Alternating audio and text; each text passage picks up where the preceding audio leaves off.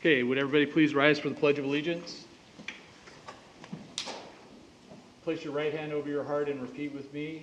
I pledge allegiance to the flag of the United States of America and to the republic for which it stands, one nation, under God, indivisible, with liberty and justice for all.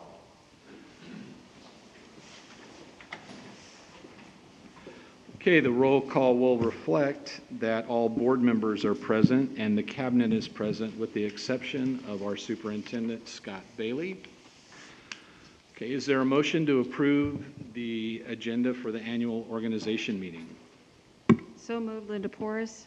Moved by Linda Porras. Second, Patricia Pierce. Second. Okay, any discussion on that? Okay, hearing none. All those in favor say aye. Aye. All those opposed? That carries 5-0. Okay, the first office up for election will be the Board of Education President. Is there a nomination for the Board President? I move Anna Conover. By Wendy Jonathan. Is there a second? Second, Linda Porras. Seconded by Linda Porras. Is there any discussion? She will be very good. Hearing none, we'll call for the question. All those in favor say aye. Aye. All those opposed? That carries 5-0.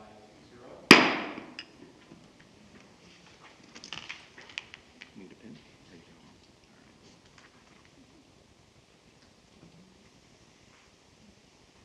go.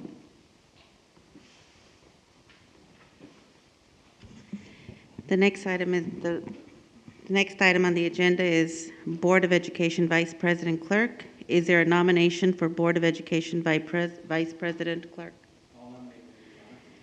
Is there a second?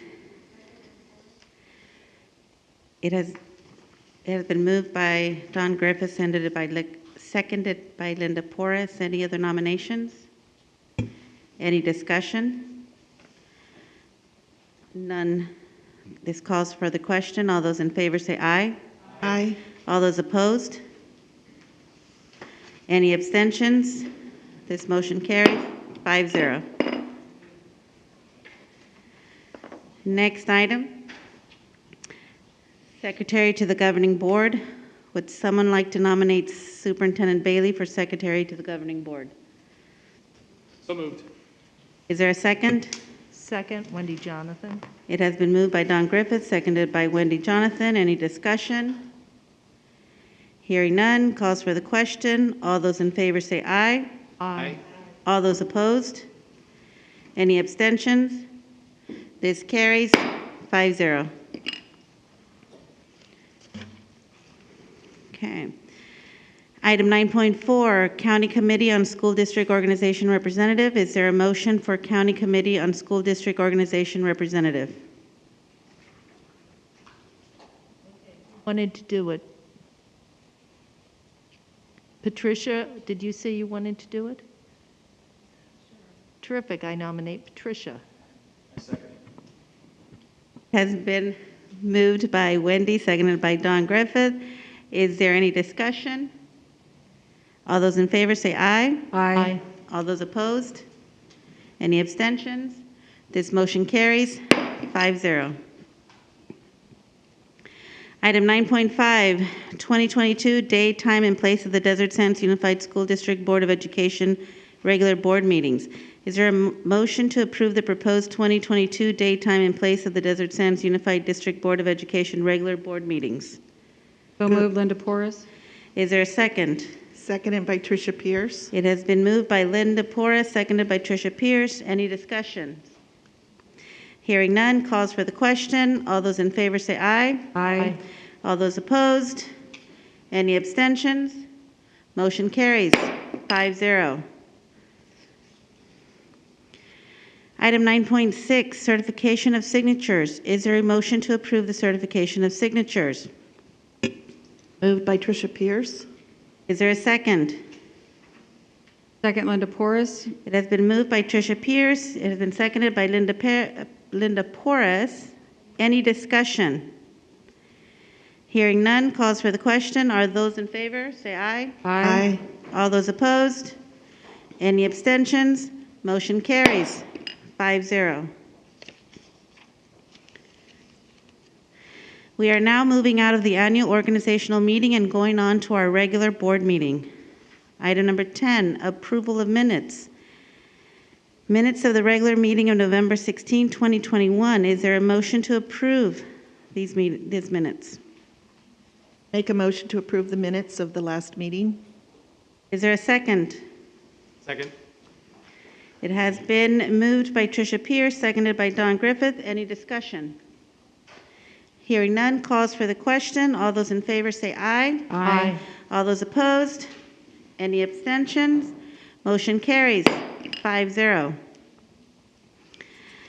Item 11, board meeting addenda. Dr. May Vollmer, is there any addenda to this evening's agenda? There are none. Thank you. Item 12, 12.1, agenda of the regular meeting of December 14th, 2021. Is there a motion to approve the agenda of the regular meeting of December 14th, 2021? So moved, Wendy Jonathan. Is there a second? Second, Tricia Pierce. It has been moved by Wendy Jonathan, seconded by Tricia Pierce. Any discussion? Hearing none, calls for the question. All those in favor say aye. Aye. All those opposed? Any abstentions? Motion carries 5-0. Item number 13, community staff student recognition. Dr. May Vollmer, over to you. Thank you so much. I'd like to have our PIO, Mary Perry, come up to the podium, and while she's doing so, I want to give the board a couple of updates that you're already well aware of, so I guess I'm really sharing with the audience at large. The first thing is the Golden Bell Awards, which was held during the California School Board Association conference recently. And Desert Sands was selected from 1,037 school districts and 112 entries statewide to receive 2 of the 39 leading educational honors presented by CSBA. The Golden Bells are in their 42nd year, and they're presented by CSBA to promote excellence in public education and school board governance by recognizing outstanding programs and governance practices. These awards that I'll be discussing reflect the depth and the breadth of the educational programs and the governance decisions to support these programs that are necessary to address students' changing needs. So we're very excited. Desert Sands was awarded 2 Golden Bells, one for our Desert Sands Leadership Academy, which is led by Dr. Rebecca Cook and our personnel department, and another Golden Bell for our early literacy program led by Mike Kent, Director of Professional Development, and Tammy Christensen, a project facilitator, and the Educational Services Department. I just want to extend my congratulations to the board for your visionary leadership and support to encourage these 2 stellar programs. And in addition to these 2 awards, Desert Sands was also awarded a $1,000 check for our early literacy program from one of the Bronze business sponsors. So congratulations to all those involved.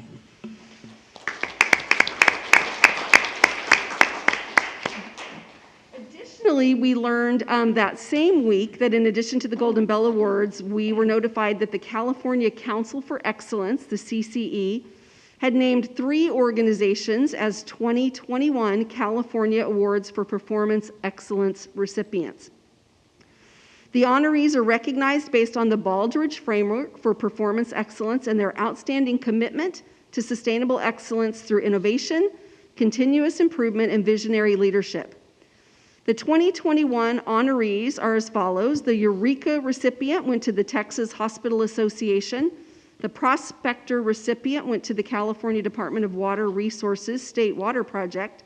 And the Explorer recipient went to Desert Sands Unified School District. This award is really exciting for Desert Sands because it's aligned to the Baldrige Performance Excellence Program, and the Malcolm Baldrige National Quality Award is the highest level of national recognition for performance excellence that a U.S. organization can receive. So congratulations to Desert Sands on that award as well.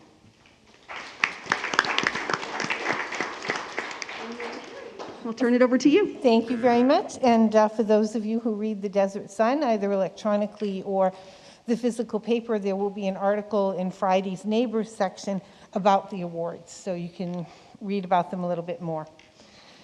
So the first Two ladies I would like to introduce you to this evening are from the Assistance League of Coachella Valley, who have been providing needed items of clothing to students since 1997.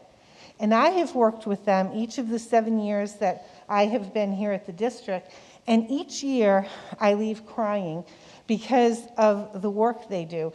They work tirelessly to provide our students with clothing. And this year they brightened the lives of over 500 of our children at Jackson, Roosevelt, Van Buren, and Lincoln with shirts, socks, underwear, and even sneakers. And they also give them hygiene kits with new toothbrushes and so much more. So Karen and Susan, I'd like you to meet Karen Goodyear, the president, and Susan Robinson, the vice president of resource development, and they're going to say a few words. Ladies. Thank you.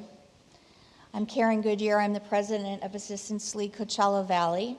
We've been operating in Coachella Valley since 1973. Since 1997, we have clothed over 10,000 children in the Desert Sands Unified School District. We do this through our signature program called Operation School Bell. And I'm going to let Susan speak to you a little bit about what that program entails. I'm Susan Robinson, Vice President, Philanthropic Programs. Operation School Bell is Assistance League's signature program. We provide new school clothing and hygiene supplies to children who are in need, and there are many of them in the Coachella Valley. We are given lists by administrators and teachers. They identify students who are in need. Volunteers order and place order and pack the clothing. Clothing is delivered to the schools. There are good results from that. For some, we hear thank you notes that it's the first time they've had new clothes. There was one little child from Palm Springs that said, "I love my new toothbrush." Principals say that students have a little more confidence and there's less bullying because they're dressed the way everybody else is. And we are thrilled to be partners with Desert Sands Unified and look forward to working with you for many years to come. Thank you. And we're going to take a quick photo. Dr. Cook's going to take a photo of us because they have to file reports with their parent organization. So anytime we can make them look good, we really try to do that. So we're going to come over here, so they can see the board. Right? So they can see themselves. Look at Rebecca. Hi, Rebecca. That's Rebecca with the camera. Thank you. Thank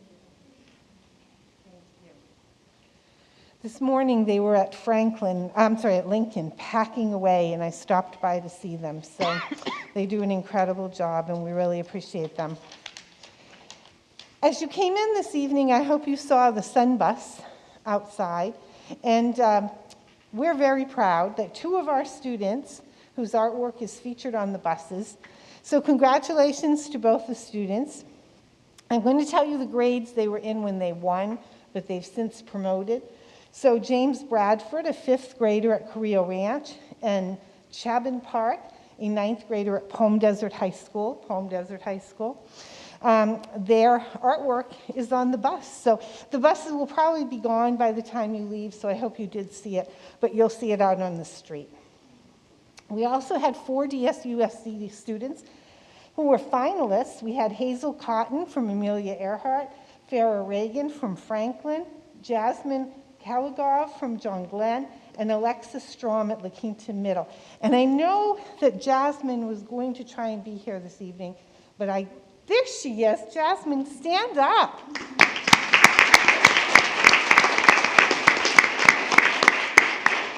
So Jasmine, as I said, goes to John Glenn, and we're looking for more artwork in the future, right?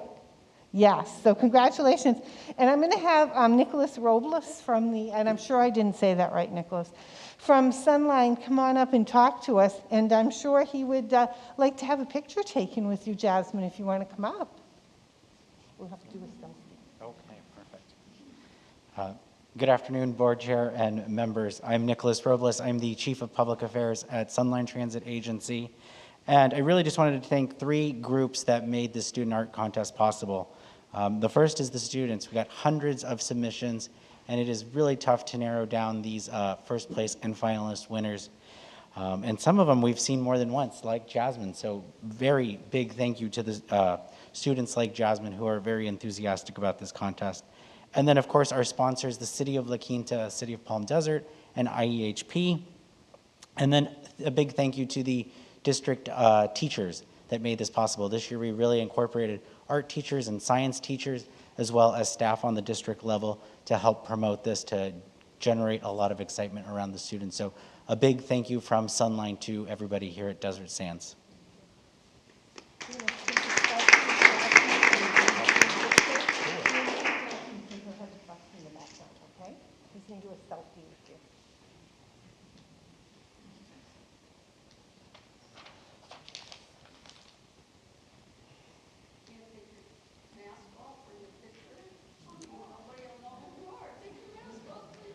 So the next one I want to mention to you.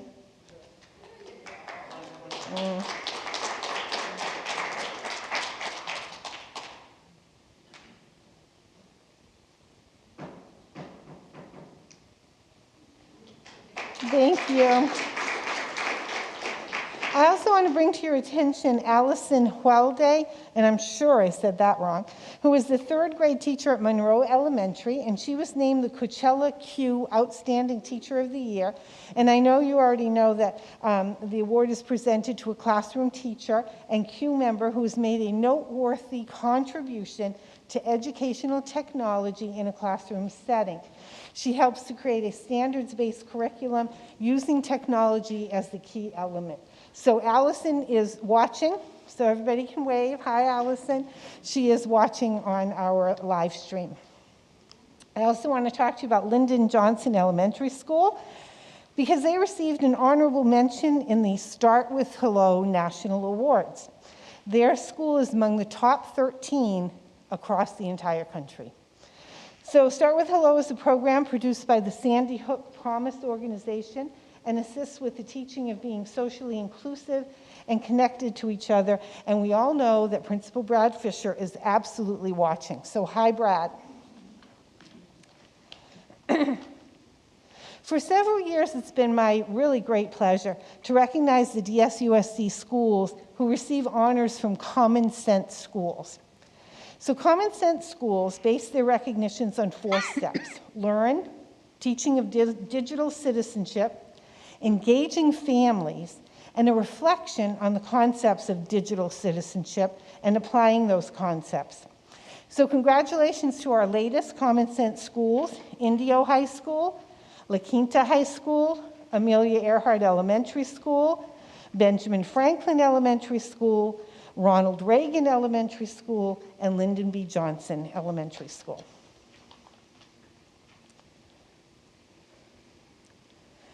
So what better way to start the holiday season than by recognizing some awesome team members? And I realize that the board, you already know that we recognized these folks last week, but I thought it'd be a great idea to share with those with us here tonight.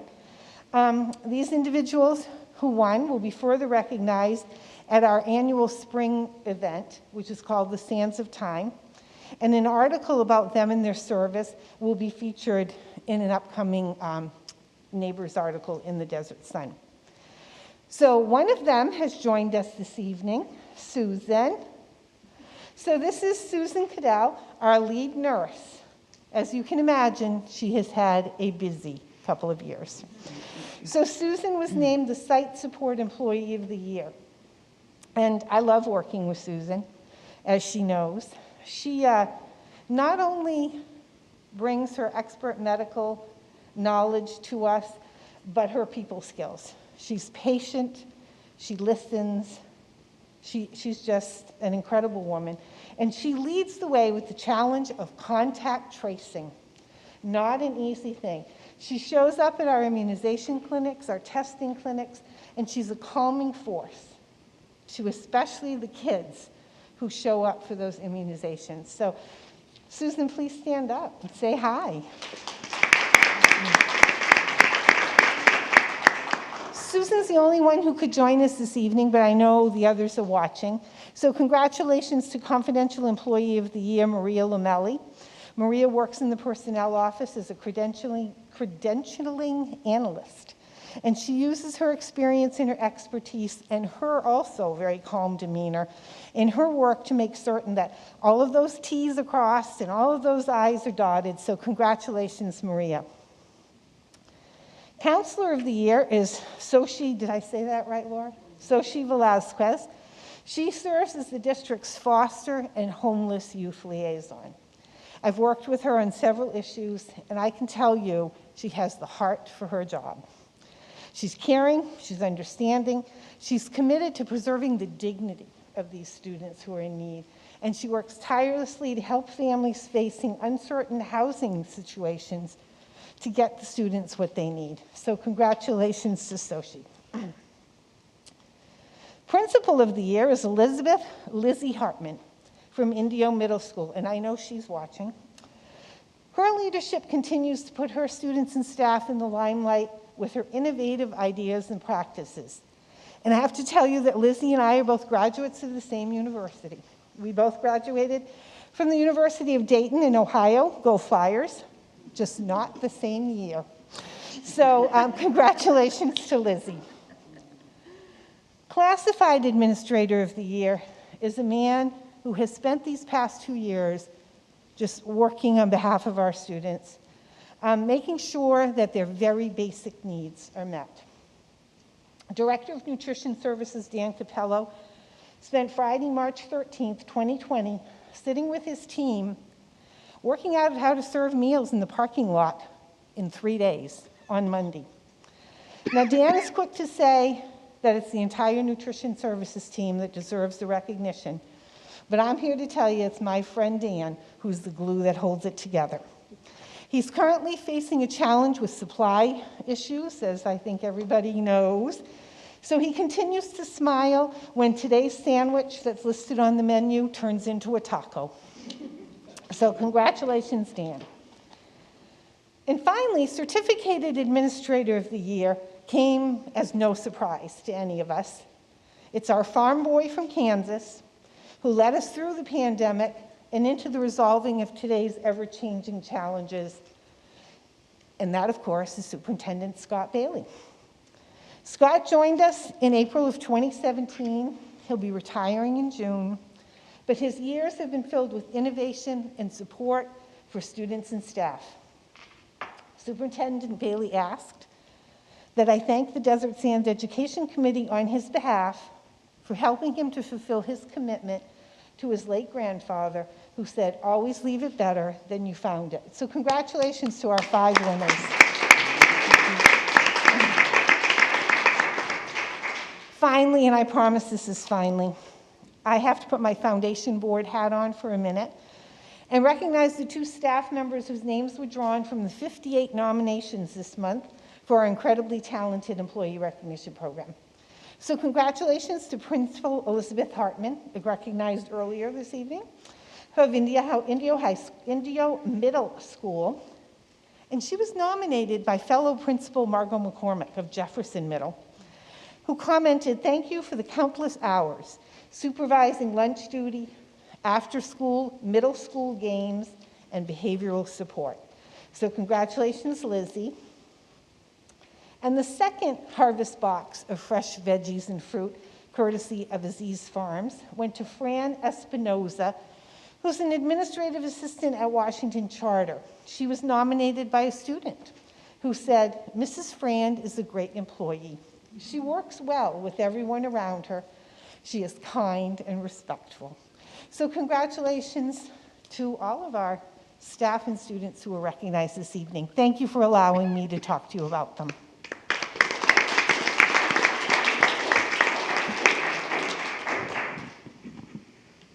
Okay, thank you. Item 14, introduction of new or recently promoted employees. Dr. Hyde, do we have any? We do not. Thank you.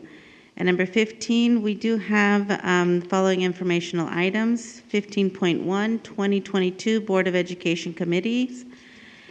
15.2, Measure KK, Election of 2014, Government Code Section 53410, Annual Report.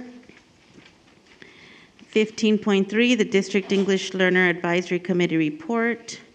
And 15.4, Head Start Program Reports for August and September 2021. Item 16, Public Hearing, there are none. And item 17, Staff Conference Item. This is 17.1, Palm Desert High School Associated Student Body Report, and I will be turning it over to Ms. Brar.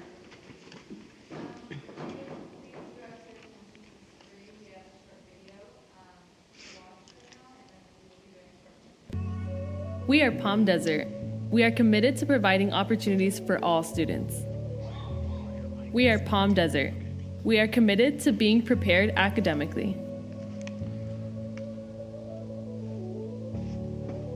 We are committed to strong pathways to meet students' future needs. We are committed to excellence in athletics.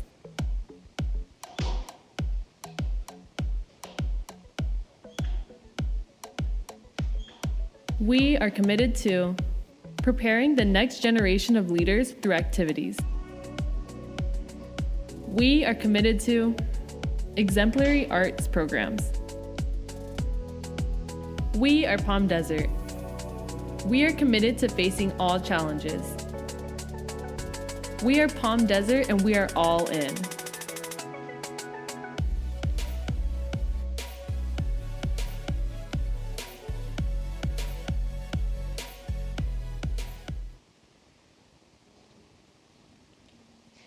Here at Palm Desert High School, a 2021 California Distinguished School, we are committed to excellence in academics, athletics, activities, and the arts.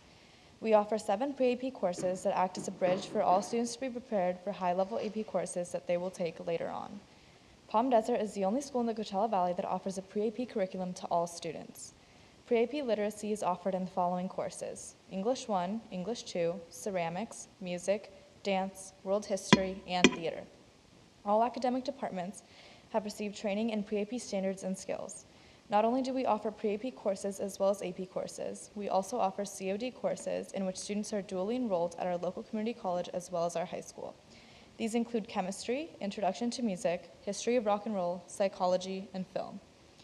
Palm Desert currently has over 60 students taking concurrent courses at COD, including English, history, and sociology. Palm Desert is committed to strong CTE pathways for students. We are currently getting 4 new pathways off the ground in the performing arts with plans to add a 5th in the near future. New pathways to Palm Desert are professional dance, professional music, professional theater, and we have plans for professional technical theater in the future. Palm Desert is committed to strong pathways that include strong community partnerships to support these pathways. We are committed to meeting and exceeding the A through G UC and CSU requirements for admission and preparing every student for college and career. Over the past 2.5 years, we have seen our A through G rate grow from 49% to nearly 72% of students meeting all requirements. Looking beyond academics, we remain committed to high-performing athletic programs. 5 out of 7 of our fall sports teams won Desert Empire League championships, and we also had individual champions in golf, tennis, and cross country. Our winter sports are gearing up for successful seasons as well. Our band and color guard finished top 4 in the state this year. Both groups shined by winning many competitions both in the Coachella Valley and throughout Southern California. Prior to break, all of our performing arts will host performances at Palm Desert High School. Our school also has this year's Poet Laureate, Katie Zinn, who you met in a video during the last board meeting. She's also here tonight. Our mantra is all in, meaning that Palm Desert is all in with its commitment to remaining the #1 high school in the Coachella Valley in every measure. We are Palm Desert High School. At Palm Desert High School, we make it a top priority to not only create a community within our school, but to be involved with the greater Palm Desert community outside of our school as well. There are a variety of programs and extracurricular activities offered at our school which allow students to be more involved with their hobbies, passions, or even prepare for future careers. Many PDHS students are involved in internships and/or youth organizations that focus on community outreach. At Palm Desert, we offer many clubs that connect students to the community. We have over 80 total clubs currently active at Palm Desert High School. Specifically, our Interact Club works directly with the Palm Desert Rotary. Rotary last year offered about $90,000 in scholarships to Palm Desert students. We are active in Ophelia, even though COVID has changed the structure, and many of our students are active NCL members focused on community service. All clubs at PDHS connect students to the PD community in some way. 13 new clubs have been established during the school year.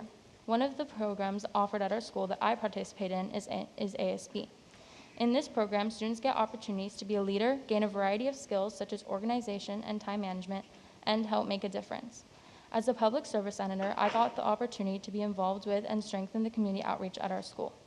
For example, we have held and organized successful blood drives, book drives, and canned food drives, all of which connect the students at Palm Desert to our community here in the Coachella Valley. At the beginning of the school year, there was worry of how involved and connected students would be after distance learning. Palm Desert has flourished this year with student involvement thanks to student and staff leadership. Our counselors and teachers have done an amazing job of offering support through office hours, which include both Tier 1 and Tier 2 support for students. PDHS this year, for the first time, offered a freshman success curriculum in the summer. The curriculum was focused on project-based learning in math and English, SEL lessons, systems of support, and included a culminating event which required parents to attend a full day with the student focused on goal setting and support needed for goal achievement. We are especially excited to see an increase in student engagement at our extracurricular events with the help of our student Aztec Army leaders. These leaders help create a fun and spirited environment at sporting events, as well as bring in many students for our student section. These efforts have led us to be named one of the top 10 student sections in Southern California. By looking back at all our school has to offer, I am proud to say that I am a student and a part of Palm Desert High School's community. Palm Desert High School has made communication between teachers and students a top priority. The school also regularly communicates with their parents through the Aztec Weekly. Communication has proven to be especially important coming back after distance learning. The transition back to in-person learning has been weird, but the school community and teachers have made it easier. Personally, I have had teachers reach out to me to ask how I was doing and if I was all right. I was initially surprised at my teachers' concern for my well-being, but this made me feel really connected to the school community. Palm Desert High is one of the only campuses that has a full-time therapist, and we have 5 excellent counselors as well as other supports which connect to students who are struggling. Our mental health therapist is available to provide help to any students that need it. Our office hour system is also an extremely helpful opportunity for our students. Our counselors and our College and Career Center offer sessions to help students with college and financial aid applications, and teachers have opportunities to help students with work and test corrections. Office hours also offer sessions that connect students to guest speakers from the community and colleges. Most importantly, office hours is a time where students receive meaningful feedback from their teachers regarding their learning. Palm Desert High School's very own Mr. Lanfried created the Office Hours app, which is available to students. This application allows students to sign up for office hours sessions and receive invites from their teachers. The application also connects students to peer tutoring options, which are available during office hours. The app has significantly increased student-to-teacher communication. Palm Desert's community of students and teachers has really added to my past years at the school. As a student, I have found that our school is truly all in when it comes to the 3 C's: commitment, community, and communication.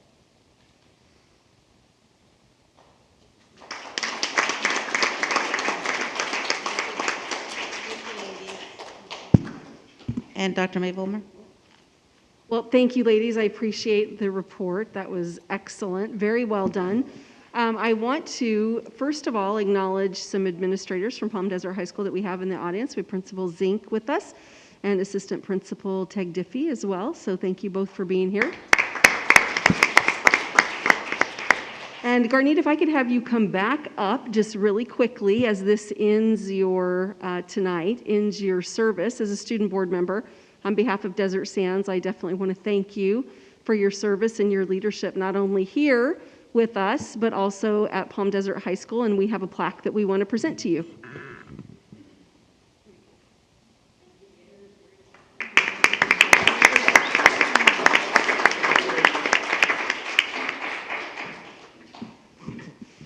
Congratulations. Thank you.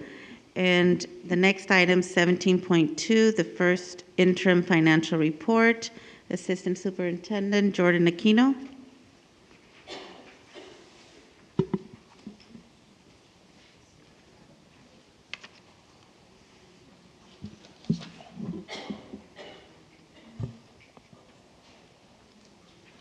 Good evening, Board President, members of the Board and Cabinet. Now, here's the keyboard.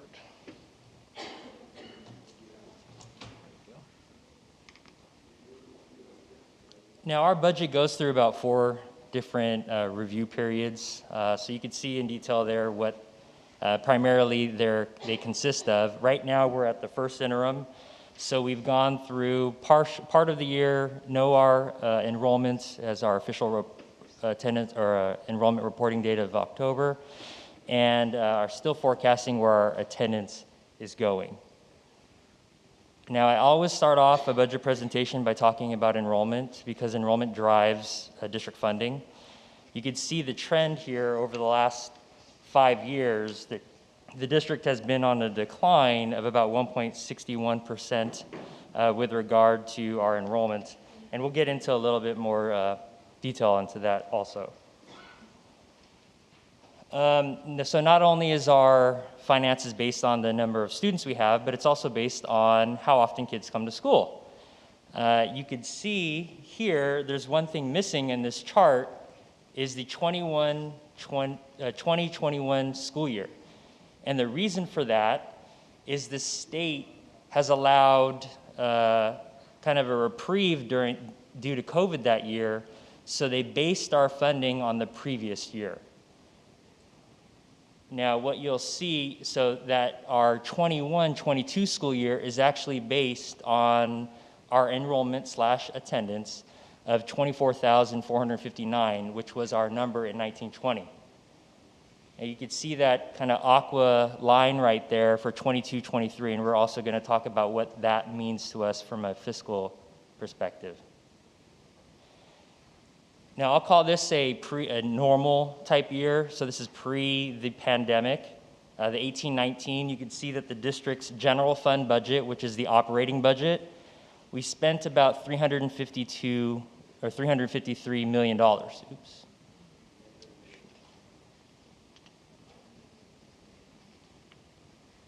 Now, for our 21-22 operating budget, we're at about $482 million. Now, why the significant increase? That increase isn't just because of COLA or an inflation, but is also due to a lot of the one-time dollars that the district received due to COVID relief funding. So let's talk about the COVID relief funding, which is a one-time funding source that was given to us through different passages by the federal government. We have and the state. So if you total up all those dollar amounts there, you're going to see $110 million. Now, they have different expenditure timeline requirements. So the in-person instruction grant, which was something that we as a district applied for, made an aggressive effort to open up schools earlier than, as early as possible. So we did that application. We followed different protocols that were issued to us by the California Department of Public Health, and we were able to receive funding for that. Now, that funding has a timeline to be spent of September of 2024. All the different fundings that that we received, the expanded learning grant, the ESSER 2, which was the CARES Act, we received ESSER 1, which is around $6.8 million. That's not depicted on this because it was spent in the previous year. We use that on HEPA filters, LFDs, Chromebooks for our low grade levels when they were trying to work from home during the distance learning. And then, so you can see the total dollars there. And then the American Rescue Plan Act, which ESSER 3 also is referred to as $56 million, which is to be spent by September of 2024. Now, what did the district do with all those funds? Now, we've hired additional staffing. So if you look at that budget from the 18-19 year moving to the 21-22 school year, that was about a $130 million increase in expenditures. And some of the things on here is listed, so I don't have to go through the entire list for you, but alternative education teachers. So for those students who choose to do independent study and do a remote type education, we had to hire 20 additional teachers to house that demand. We hired 23 additional custodians for increased cleaning at the schools. We retained teachers. We hired 11 counselors, psychologists, safety industrial hygienists, school site monitors to increase our supervision on campuses, therapists, special education teachers, and the list there you could see for yourself. In addition, what we did were other non-personnel based items. The reason why I focused on personnel first is our budget is predicated on the amount of money that we spend on personnel. Typically, it's around 85% that you spend on personnel because we are a service industry. Now, for the 21-22 school year, other things that we purchased, and for those of you who may know, some of the hotter months, we have about 19 buses that did not have air conditioning. So it would get really hot. We put in a petition to the state, justified the improved air quality due to air conditioning, air purification systems on all buses. So we purchased 20 additional buses with those funds. Avid Startup for some of the schools, Imagine Learning, which is a specialized EL program, more robust COVID testing and contact tracing, and additional technology upgrades, which includes network security for the additional technology. So part of a budget presentation, I got to show you the numbers. Now, this is our general fund operating budget. You can see here, combined on the unrestricted and restricted side, I typically show you the reverse. I segment it, but here I'm giving you just the total, the combined general fund. And you can see in the 21-22 school year, the influx of revenues with the total combined of $488 million. And then our expenditures for those corresponding years. So what does that look like with regard to our fund balance? You can see the net difference, which is our operating surplus or deficit. So the 21-22 school year, we're operating with a surplus, a deficit in the following year, and then a surplus again in 23-24. Now the question is what goes into those numbers? You really have to digest it and parse it out in order to really understand it. Now, so just in a very brief summary, if you look at the budget, it's a pretty large document. So it's all truncated here in these couple PowerPoint slides. But on the unrestricted general fund, you could see that the 22-23 and the 23-24 school year, there is an operating deficit on the unrestricted side. So there's two sides to the budget, the unrestricted, which is the general operating pretty much for any kind of type uses that the district intends, and then the restricted side, which is more for programs, targeted instructional uses. So here's on the restricted side, and you can see that fund balance growing. Here's a look at our general fund ending balance, and you can see that we are required to reserve funds on the restricted side for those targeted uses for students. We have a 3% reserve for economic uncertainty that we are required to uphold. We have committed funds that the district committed back in 2011, 12-ish, with one-time mandates that the district pulls from for textbook adoptions. And then the gray portion on the bottom is the unassigned amount that you can see the district is dipping into with that deficit on the unrestricted side. So going back to the attendance, what you're going to see here is we're kind of at this almost like I don't want to call it a crisis because we've received a lot of funding through the federal government, but a lot of the operations of the district is masked with all these one-time funds that we're receiving from the feds and the state.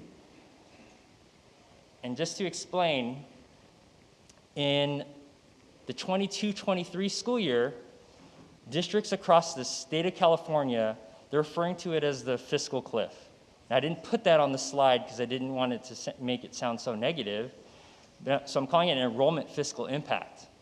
And the reason for that is because that 2-year reprieve that the state allowed districts to have because of COVID, and that the entire state of California is in a declining enrollment state, that when we hit the 22-23 school year, that reprieve is gone.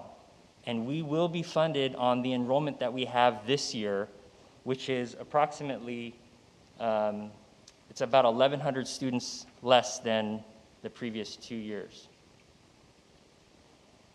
So I want to go into what COLA is, because everyone talks about the COLA, and everyone gets really excited when there's a COLA that's apportioned to schools. Now, I take that with a grain of salt, because I think COLA is great, because it provides an increase of education funding, but you have to take it with a grain of salt, because it's really a reflection of inflationary measure for government goods. So when the COLA goes up, that means just everything that we do went up with it. The cost of everything, the cost of doing business also went up.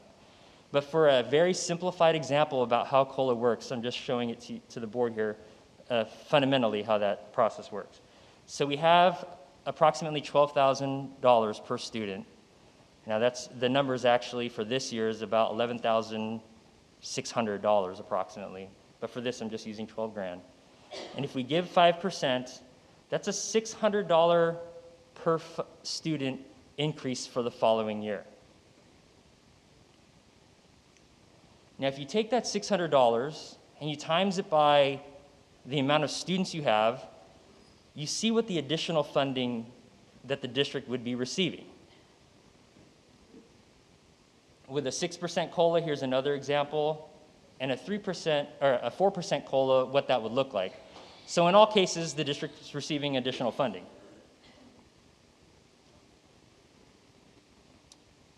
Now, our attendance, what we need to take a highlight on is the declining enrollment. So the COLA is great, but declining enrollment is a real thing, and we mitigate the increases of that COLA by the COLA is being mitigated by the decline that we have in the district. So we are funded this year at $24,459, but next year, we are going to be funded on the previous year's numbers, which is that 23,302. You could see that line is flat because our budget forecast is predicting no change in enrollment. It's just staying status quo.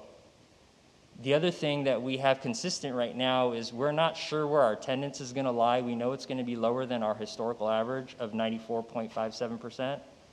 We know it's going to be a little bit different from that. So that at second interim, we are going to revise our budget to reflect more accurate numbers on what our attendance is looking like. But if you take the ADA that if we're talking about 2022-23, we look at the ADA that we were funded on, the ADA that we have this year, and you take the difference there, it's a loss of 1,157 students. The reason why I'm bringing that up is because although our budget shows the numbers are great when you mix everything together and it looks great on paper. But you really have to dive into it to see what the inner workings of that budget are. Now, and I'm not trying to paint doom and gloom, but the declining enrollment is reality for us. And when all the COVID funding is gone, we will be living with the funding that we get from the state, which is based on just the amount of students we receive, among other things. So you can see here that those examples of the COLA, the 5%, 6%, and the 4% based on this $12,000 per student, the increase in funding that we would be receiving versus the the declining enrollment, what impact that does on our enrollment. And I just put up there the math, so you can just kind of see how fundamentally that works. Now, the calculation itself is a heck of a lot more complicated than that, but this is a very simplistic version of how that works. Now, our declining enrollment, you can see here, we look at, when we do our enrollment forecast, which is flat right now, we take a look at a number of factors. We look at housing starts. What are the housing how many students are going to be generated from new homes that are being built? We take a look at the birth rates. What are the birth rates, particularly in the Coachella Valley area, that may have an impact on our enrollment? And then we look at a survival cohort, which is where our students are in the district and how does that look? Now, if you look at the enrollment, and I put a little arrow on there on an enrollment bubble, as the 11th and 12th graders graduate and these incoming kindergartners matriculate into the district, our actual and projected birth rates, I didn't show the projected part, I'm just showing here the actual. These are numbers, birth rates based on within the district boundaries. And if you look at the 15 birth year, and then onto the 16 and to the 17 year, you see that those percentages of the birth rate decline from 102.77% to 96.61%. What that percentage represents is what the difference is from the previous year's births. So you can see that the decline that is nationwide, statewide, and also true to the district here. Now, that's not the only factor that determines rates. There's a lot of things, people moving out, but the things that we could actually put our hands on are the students that we have now and the birth rates from the area. So that's just a picture of the general fund. There are multiple funds in the district, and I'll go through them very quickly. Oh, just to add to on the enrollment numbers that I provided, that doesn't include the charter schools. So it doesn't include Washington and Palm Desert Charter Middle School. And the other caveat I have to the budget is the budget includes the latest DSTA settlement in its projections. So you can see the charter schools fund, adult education fund, where we are projecting what our beginning fund balance is and where we're projecting that's going to end. Child development fund, the cafeteria fund, as you know, the food services program, post-employment reserve, workers' compensation and post-employment retiree benefits. Measure KK, you can see a lot of the improvements around the district on the measure that was passed back in 2014 of the $225 million. And then developer fees.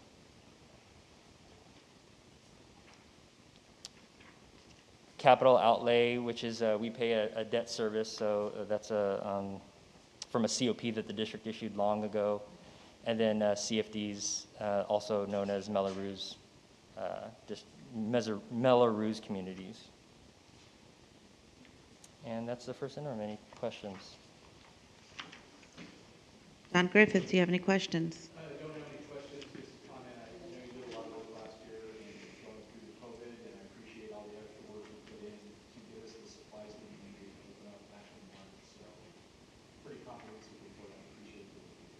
Thanks. Tricia Pierce, any comments or questions? No, it was a very detailed report, and you explained it very well for us, so I appreciate all the work you did. Linda Porras, any questions? I don't have any questions. Thank you, Jordan. Wendy Jonathan, any questions? You didn't mention the STRS and PERS. So STRS and PERS is always a concern for us. We have an increasing pension obligation. Now, due to the STRS in particular, both actual, they have experienced large investment returns on their portfolios at the state level. But those investment returns are just going to go back to the state's pension obligations. We as a district still have these increasing obligations every year to afford the increases for our pension obligations. So those are all embedded in there. That is a major concern because when you look at things like the COLA, the things that I didn't show you on here, because we could talk about budget and go into great length, is not only is there's a COLA and then that gets mitigated by declining enrollment, we have step-in column increases, which is an inherent increase built into our salary schedules. We have pension, STRS, obligations. So a number of things, including CPI, those types of things, the increases in materials and supplies, and you can see that all around you. Everything has gotten a lot more expensive than it was about a year or two ago. So those are all additional pressures that we face in the budget. And I do appreciate that you mentioning, COLA, as much as that's nice to say cost of living and we get this extra money, but as you said, everything has increased. And anybody that goes to a gas station, has gone to a gas station recently, has seen the costs increase along with the things in the market, just what we're spending on day-to-day items is increased. So we're impacted as a district. I do appreciate what you've said, and I agree that we have to take the warning really carefully in mind because we do have one-time funds, but the one-time funds are to mitigate learning loss, and that learning loss is going to be something that we're living with not for 2 years. I wish you could say at 2 years, everything's going to be okay and everybody's going to be on grade level. It's not going to work that way. So we're going to have to look to the future, how we're going to deal with our funding and work some magic, because again, you've shown that we have a decline in enrollment, and everybody is, I would say most districts in California that I've spoken to are having some declining enrollment. Very few districts are actually growing. So we're going to have to deal with some real serious loss of funds that we'll be addressing, and loss of programming then. But thank you. You did a great job as always and made it fascinating. Dr. May-Vollmer, do you have any questions? I don't have any questions, but thank you for the presentation and for your efforts on it. And I have no questions. Thank you, Mr. Aquino. And moving on, item 18.1, our COVID response update. Dr. May-Vollmer, over to you. Thank you. Yes, I think a few cabinet members have updates for today. I just want to start off before I pass it on, just with a review and an update on some previously mentioned COVID-related information. So as you might remember, on October 1st, Governor Newsom announced his intent to add the COVID-19 vaccination to the list of required vaccinations for attendance at public and private schools in California. The district, in response to that, contacted California Department of Public Health to ask for a status update on the progress towards that intent. We were notified that the rulemaking process associated with this has yet to be defined and that we could monitor the process on the website. We were also informed that the process will likely include an opportunity for public input as the rules are adopted. There's also a possibility that the state legislature can act on this as well, but ultimately it would appear that the earliest that vaccinations might be required for any age group, pending some sort of emergency directive, would be July of 2022. So as soon as we learn of the public comment opportunities and the rule process, we'll share those on our website so that parents and community members will be informed of that. And Mr. Aquino, do you have any COVID updates this evening? None for me, thank you. All right, Dr. Hyde? I do not. Ms. Fisher? I do. Yes, in regards to the mask mandate, I'm sure most of you have heard that California is bringing back a statewide indoor mask mandate. Governor Newsom's administration announced the new mandate will start tomorrow and last until January 15th. The order comes as the per capita rate of new coronavirus cases in California has jumped 47% in the past 2 weeks. We are seeing similar trends in both Riverside County and in our district numbers. The CDC is also reporting that the United States level of community transmission is at the highest level, which is considered red, out of low, moderate, substantial, and high. In regards to rapid antigen testing, Riverside County Public Health sent the district 2,000 over-the-counter Binax Now kits that we will be distributing at our vaccine clinics and throughout the district for use over Christmas break for students and their families before returning to school. Also, the rapid antigen test will be available at all sites in their isolation rooms to better determine whether a student's symptoms are actually COVID related or not, so the students will not be sent home unnecessarily due to these symptoms. We also can use them for students on modified quarantines and other situations as recommended by CDPH. Our upcoming vaccine clinics, as I've shared at each board meeting, Dr. Kelly May-Vollmer did share, and why Governor Newsom has indicated that there will be a mandate for all students and staff of California Public Schools. There are still several steps that need to happen prior to it becoming effective. And from the information, as Dr. Vollmer shared, that we received from CDPH, this will most likely not occur until July 1, 2022, and there is yet information on exemptions that will be allowed. Our district vaccine clinics are scheduled and made accessible for all parents, students, and community and staff who would like to receive the vaccine for themselves or for their children. Today we had one vaccine clinic at Palm Desert Charter Middle School, and the second dose for that clinic will be January 4th, 2022. We have 2 vaccine clinics tomorrow, one at DEC North from, I think, 10 to 6, and the other one will be at Indio High School from 4 to 6:30. We also have another one at Shadow Hills on January 7th, also from 4 to 6:30. All of this information, registration information, can be found on the Desert Sands website.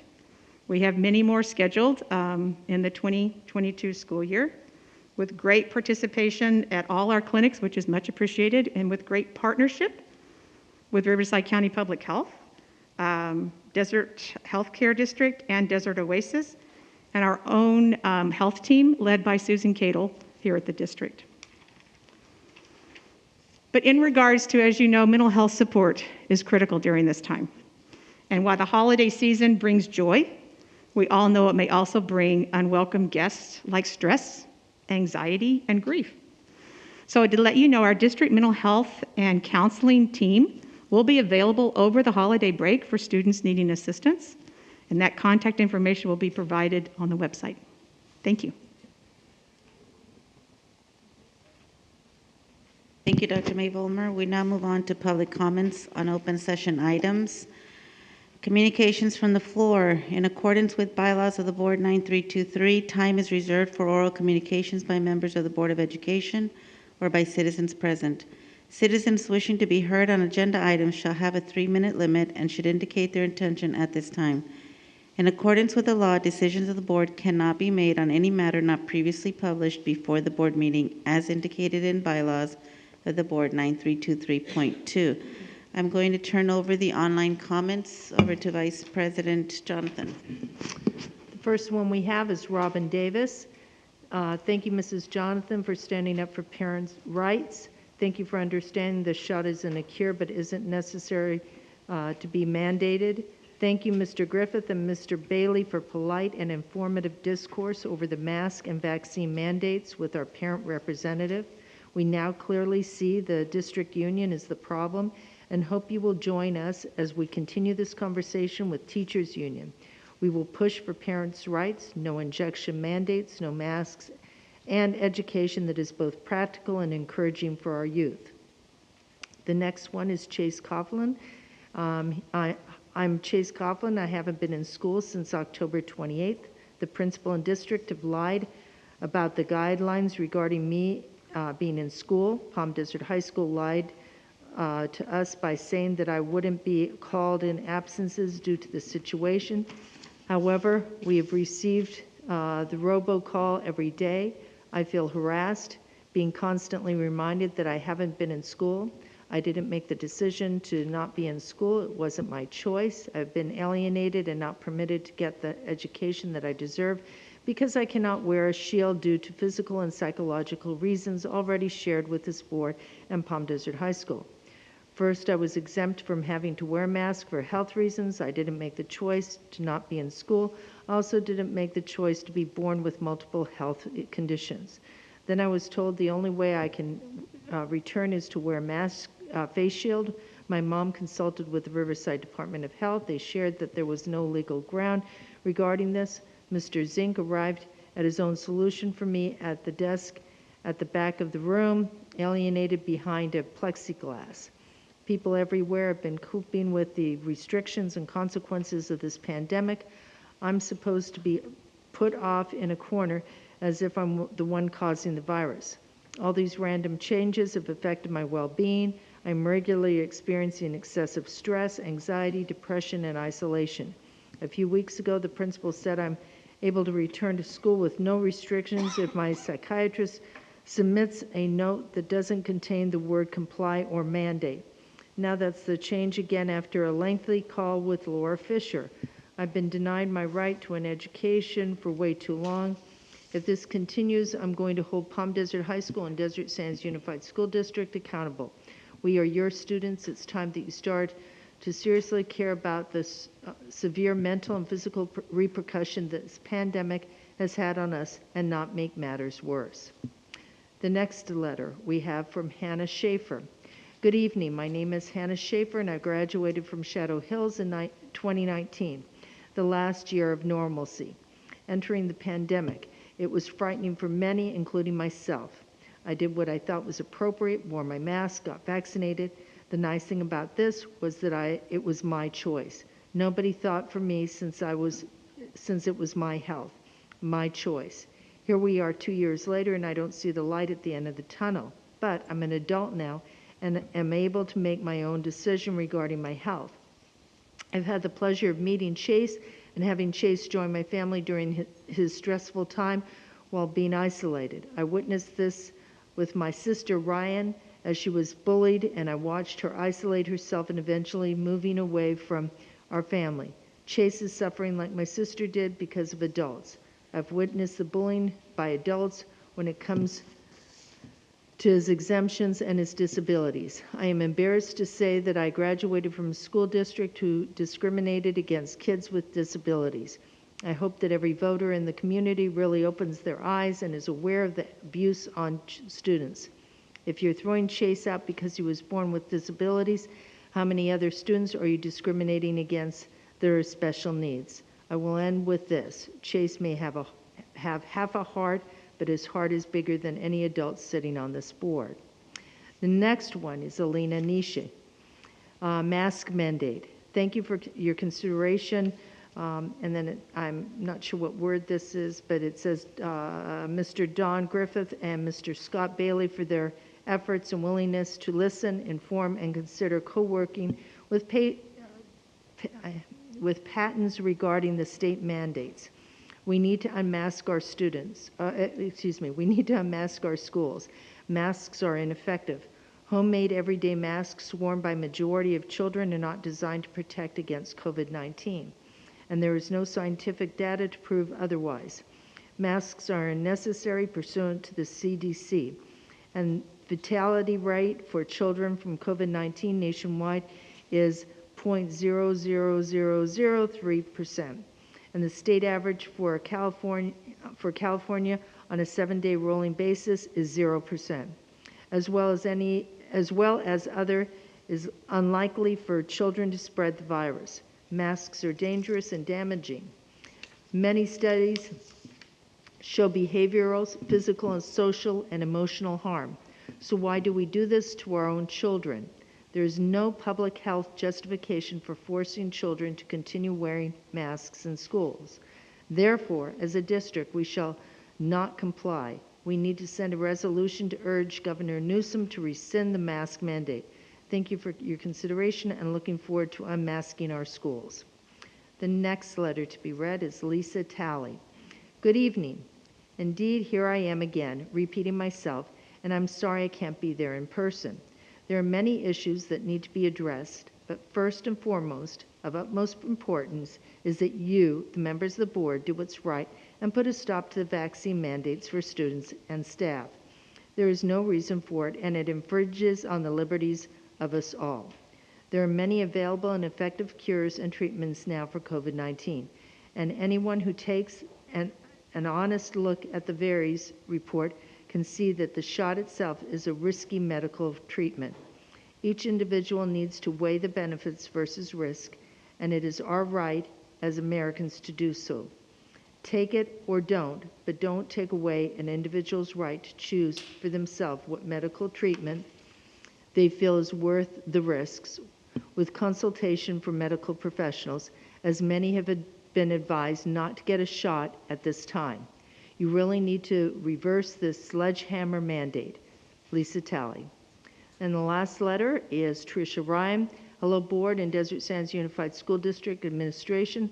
Once again, as a PE teacher, I find myself with 5 other teachers scrambling for a safe location for my students. Since Desert Sands Unified School District has not considered the PE classes, usually 50 or more students, have no place to go in inclement weather. I understand the rainy weather happens few and far between, but since Desert Sands Unified School District made a priority to move the start of the school back to early August without offering any indoor facilities, so the heat is a major concern for parents, students, and teachers. The high schools have gyms, but not the middle schools or elementary schools.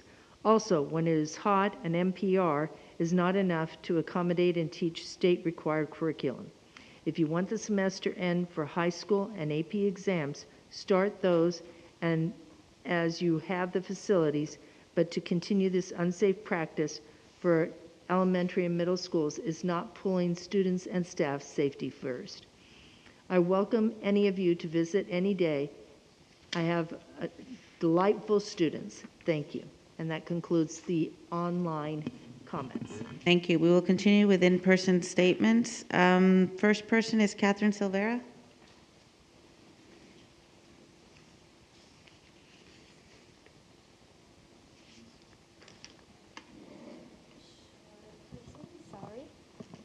Good evening, Board and Cabinet. As you prepare for the new year with this annual organization meeting, I hope we reflect about this past year, the triumphs and the struggles this district had. Your school site staff, classified and credentialed, have been the frontline workers this year.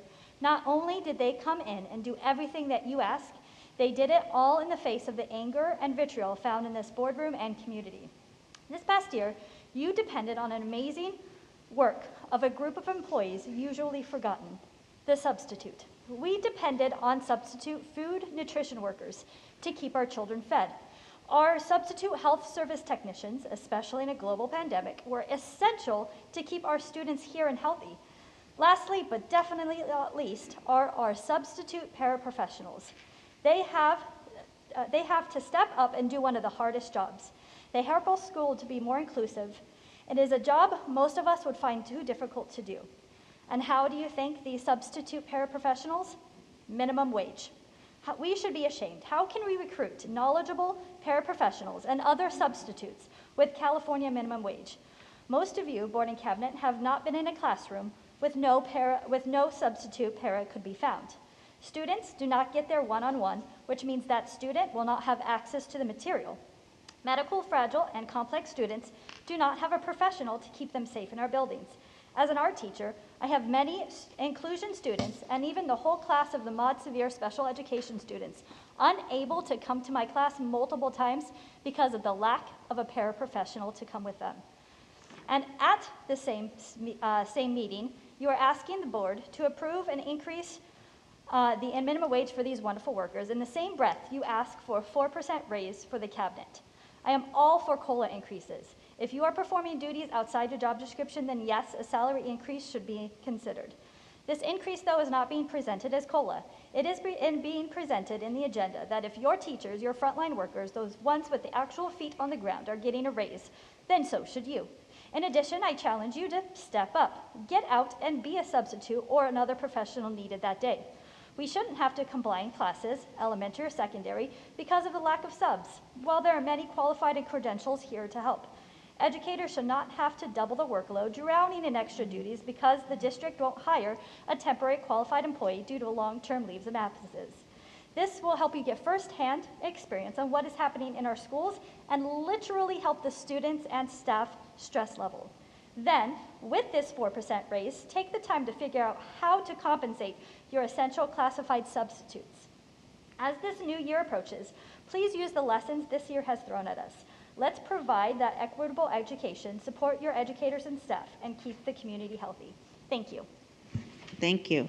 Next is Cynthia Kent.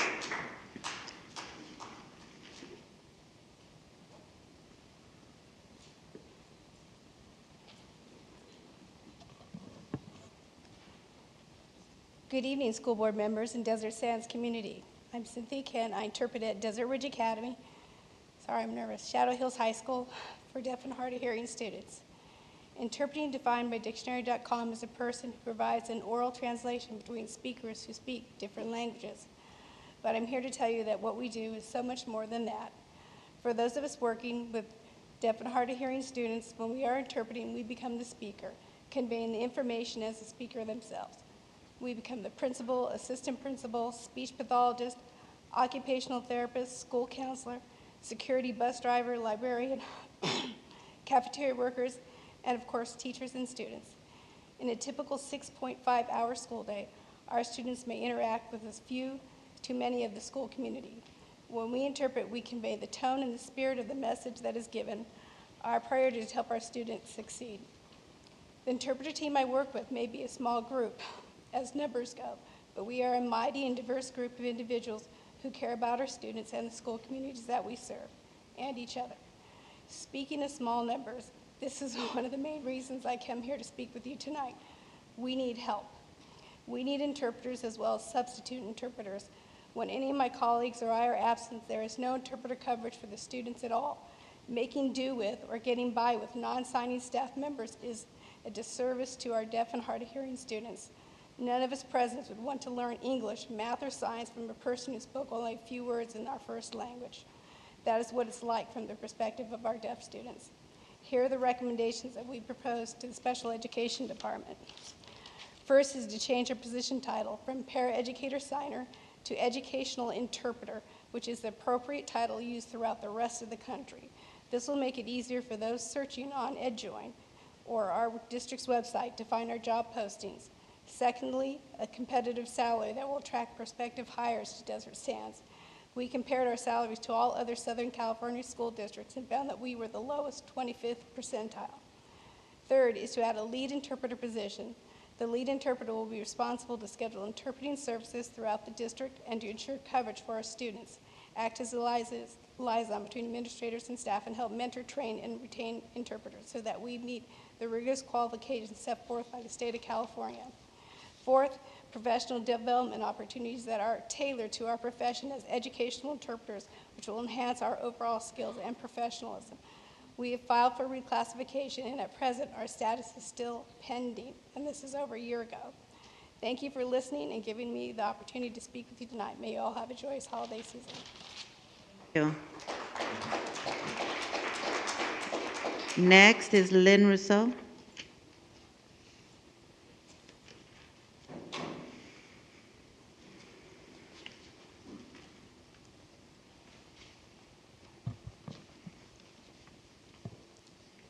Wake up. Parents have every right to defend their children. What's going on in schools across the country, and in some cases the extreme treatment of disagreeing parents, is a pixel in the whole picture. Reputable physicians and with specific backgrounds in virology have repeatedly claimed and proven that early treatment of the virus with therapeutics like ivermectin and hydroxychloroquine is highly effective. These doctors are vilified, canceled, and banned from social media, and their studies are not reported in mainstream media. Why? For telling the truth? Americans are told to social distance, wear a mask, and lock down, while tens of thousands of illegals from all over the world pour across our borders and have no restrictions. Why? People in power freak out when cases rise. Why?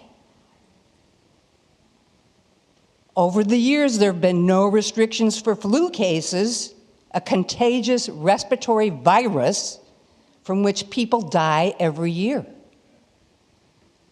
It's a virus. It will always be here. It will never go away. They use this manufactured threat to create fear.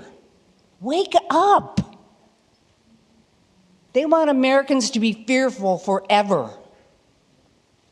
Judging from the volume of people still wearing masks, they've done a pretty good job of that. Talk about ignoring the science. Masks are completely useless. And everyone has to get vaccinated, except the tens of thousands of illegals crossing our borders every day. The sheeple are expected to willingly submit to being human guinea pigs for an experimental drug concoction or risk being severely punished. Take a look at Chase. Why? Stop believing their lies. Propaganda and opinions are not facts. It's brainwashing. School districts receive the COVID relief funds, from which you did a very detailed presentation. I can understand the lure and power of money. Unsure how it's accounted for. Let me finish. Joe Biden is just a poor soul. He's only a hatchet man. George Soros, Bill Gates, Mark Zuckerberg. Thank you, ma'am. Your time is up. Next, Nicholas Rose. Nicholas Rose.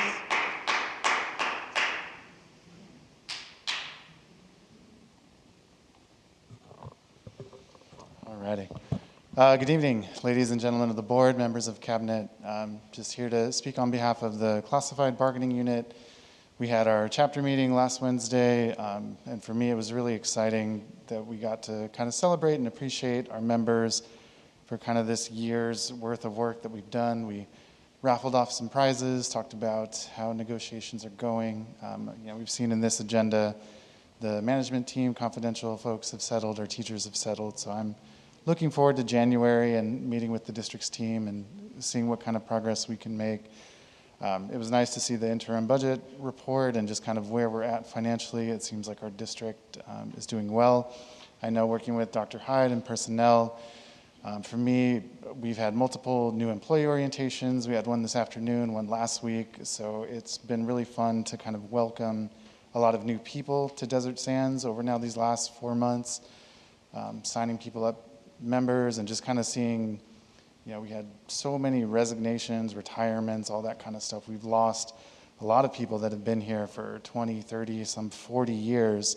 So to see these new folks, I think the room today, we had like 6 or 7 new paraeducators, all that kind of stuff. So to see that we're kind of bouncing back, coming back, getting those people there, because the need for our students to staff our classrooms is definitely high.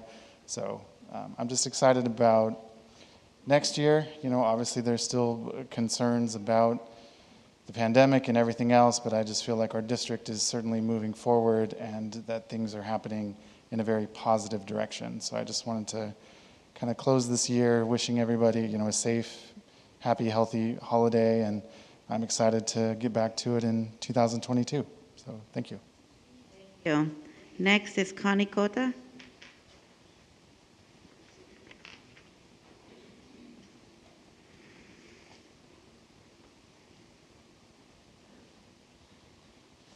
Good afternoon. My name is Connie. I am here regarding my daughter's mental state. My daughter attends Truman Elementary School in kindergarten. On November 19, I discovered my daughter was giving lies. I decided not to send her to school so she wouldn't give them to other children. I called the front office first thing in the morning. I told them my daughter had lies and that I have never had this problem before. I asked them if they could please send a letter to all parents in kindergarten, not only my daughter's class, but all classrooms since she plays in the playground with other children. Until today, they refuse to do it. They say lies don't give disease. That may be true. My daughter was allergic to the treatment shampoo. Her scalp was red and irritated. She was in so much pain. Her scalp was burning, she said. Because of the treatment and water going into her ear, she also got an ear infection. She is still taking antibiotic for that. I have been taking her to the doctor since this nightmare started. She will also see a counselor because of her fear of attending school and getting lice again. My daughter is only 5 years old, and she's going through so much because of this. The reason I begged Ms. Bishop, the principal, and the school district to send a note to all parents was so no other children would have to go through what my daughter is going through. Since November 19, I have been trying to get in contact with Ms. Bishop. I've emailed her, called her, and even spoke to the school counselor. I even spoke with the principal assistant. The principal never contacted me. I had to call the district for them to contact Ms. Bishop and for her to have a meeting with me. We spoke on the phone today. I explained to Ms. Bishop what happened to my daughter and what she's dealing with. She told me that they would send a memo to all parents. Today when I received the memo, I couldn't believe what I was reading. The memo says that there are no active cases of lice when there was. My daughter was in school for 2 weeks with live lice all over her hair. She could have given them to other children in those 2 weeks, just like someone gave them to her in school. I am also concerned with the lice policies. I believe anytime a child is found with lice, they should be allowed to be out of school for a few days without any question. All parents should be notified so they can take proper precautions. It seems to me schools are more concerned with having my child in school instead of being concerned for her mental and physical health. Thank you very much for your time. Thank you. Next is Susan Wadley.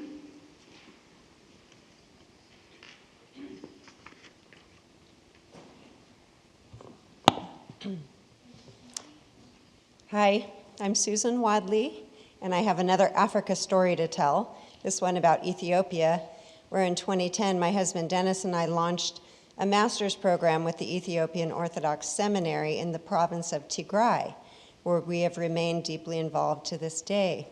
13 months ago, the Ethiopian Prime Minister launched a Rwanda-style genocide against Tigray's 7 million innocent men, women, and children.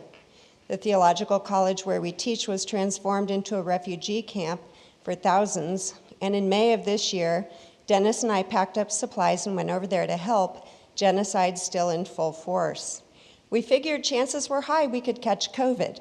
There were no masks, no social distancing, poor sanitation, and little food. People were extremely stressed and living in close quarters. The COVID shot was non-existent.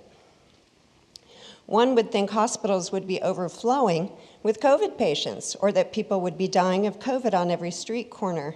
This was not the case. We spoke with many doctors treating cancer, diabetes, and high blood pressure, as well as the unspeakable wounds of genocidal attack. COVID was not an issue at all. They never mentioned it. Of the hundreds of people I met with, played with, and hugged in the refugee camps, I did not witness one person with COVID. It was present, however, because after a week in Tigray, I came down with it. I was fully prepared with my hydroxychloroquine, zinc, and vitamins, which knocked it out in 3 days. My husband had symptoms for 1 day, thanks to the HCQ, which one can buy over the counter in Ethiopia for 5 cents a tablet. We came home, tested positive for antibodies, which we are seeking to donate, something jabbed people cannot do.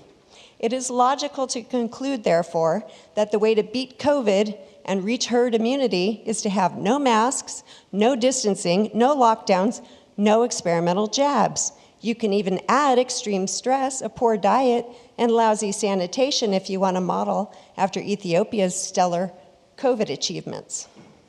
In summary, you, my friends, are on the wrong side of this very ugly blip in history.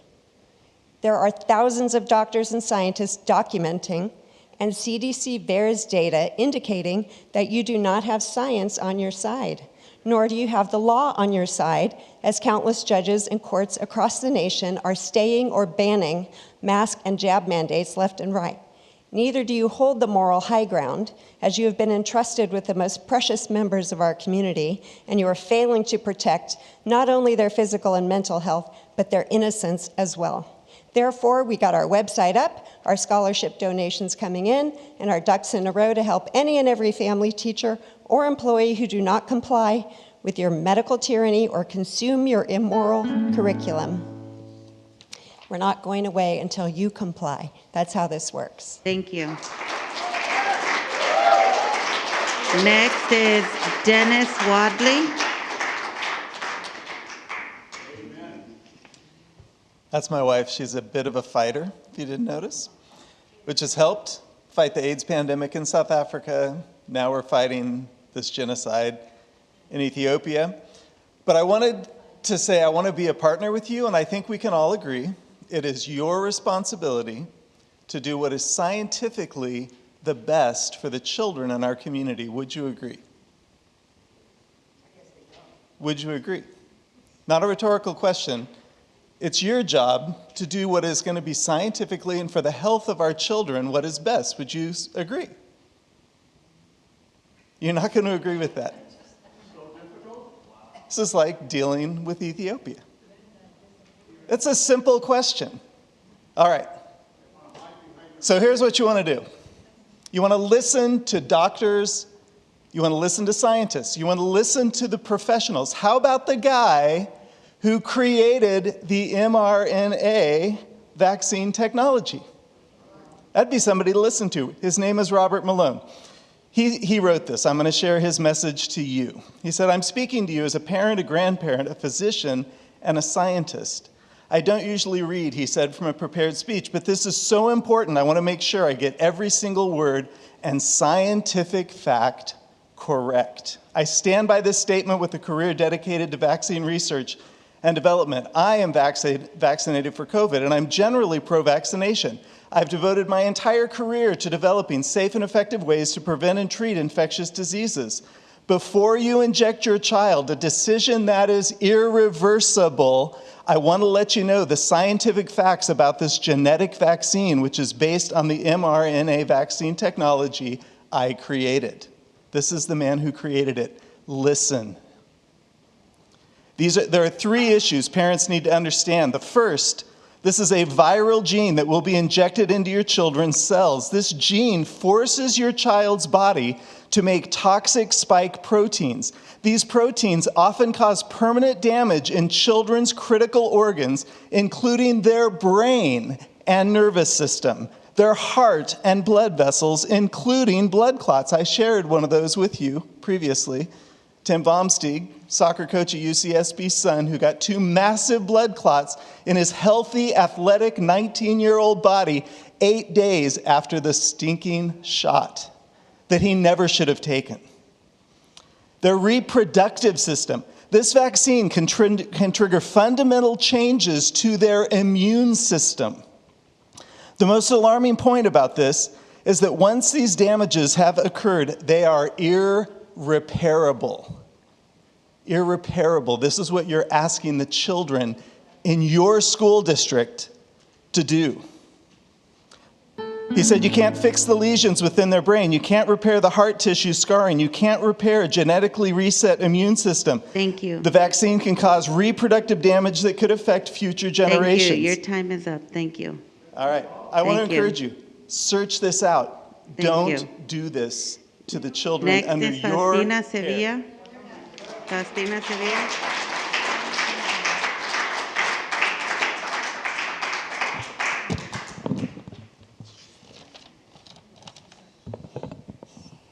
Good evening to all present. For the record, my name is Faustina Sevilla, and I am a Parent Union Ambassador for the Riverside County. First, I would like to say that I echo the request made months ago about having camera capture speaker at all times. It's past the time for someone in your technology department to be tasked with that project. I have not been present for the last couple of board meetings, but still find it important to address some of the things said during the last meeting that I attended in October, among other matters. Now, contrary to what some may accuse me or believe, I did not begin speaking up for our children to gain neither popularity nor recognition. If I'm being honest, my life would be simpler, and especially for my little one, had I chosen not to. I began to fight for what's best for all children, because this board's decisions were not being based on. Instead, these were based on what would allow monetary gains. To the young lady that reminded us at that meeting that she is that student and that she got the vaccine and is okay with wearing the mask, I thank you for speaking up. But it broke my heart that you could think that this fight that I embarked on does not include you. It does include you. It includes all children. Because even if 99.99% of children and parents were to be okay with all being done, those remaining in the 0.01% are so worth fighting for. The important piece in your comment is that you are doing what you are okay with. And it's only fair for others that are not okay with this to be given an option. And even though you agree with all being done now, what's the guarantee that you will be in agreement with other changes and mandates in the future? My fight is for that, for tyrannical measures without valid reasons not be forced onto our children. To the art specialist that spoke, I don't doubt that this title was created as a payback we must be living in different planets. For I have never followed you, nor have I ever been witness to anyone following you after any of the board meetings that I've attended. In my humble opinion, your words are spoken with the intent of opening the door to you for additional opportunities. Your accusations are based on lies, and this is all the time that I'm willing to waste on someone like you. To Mr. Griffith, you have been condescending, have treated us parents like children, and have belittled us from the beginning. You roll your eyes back at certain comments, and I often wonder if your eyes will return to their normal position. Your treatment towards us concerned parents is comparable to that which is given to those that you have no time nor desire to hear. I will pray for you, that you are ready when facing our Creator, for I can't believe that you are unaware of what you are doing. To this board, I don't doubt that you were thrilled with the notion of the... Thank you. Your time is up. Next is Barbara Bell.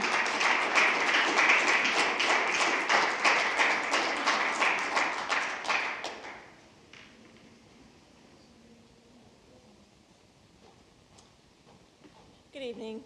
I'm Barbara Bell. I am a parent of a freshman at La Quinta High School. And to be honest, I wasn't going to say anything tonight until before the meeting or during the meeting when you were talking about the vaccine and that it has not been implemented yet and there's still work to be done as far as the implementation of the mandate. My daughter was involved in a school activity this week, actually this past week, where she was exposed to COVID.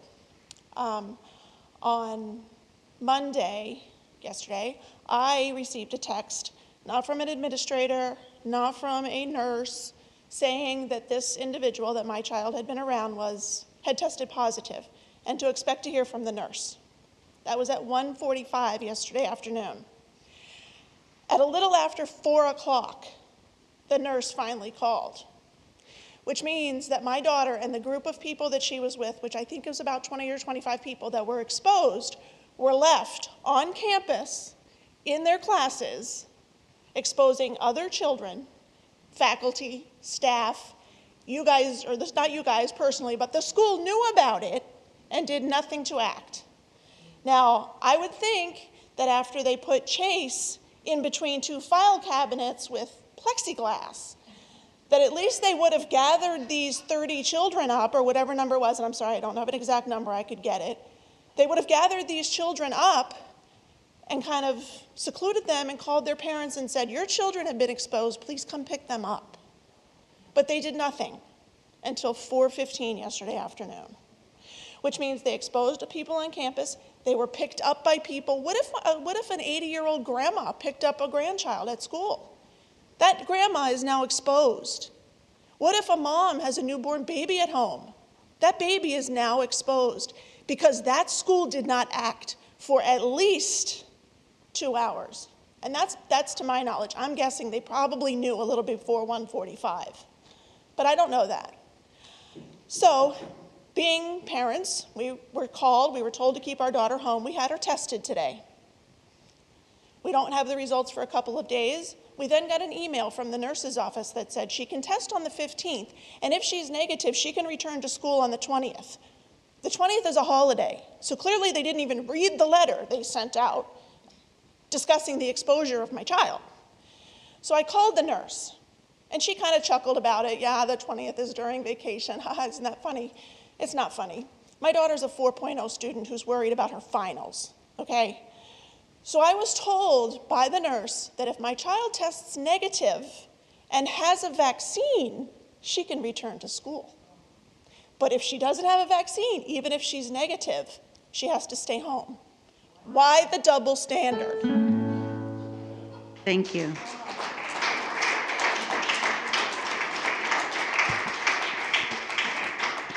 We will now move on to item 20, Board and Superintendent comments. Mr. Griffith, do you have any comments? Ms. Pierce, do you have any comments? No, just to clarify with the president, when the audience directly addresses us, we are not permitted to respond. Isn't that correct? But strictly comment time? Public comments are just our public comments. We're not permitted to respond in any way. That's right. Okay, thank you.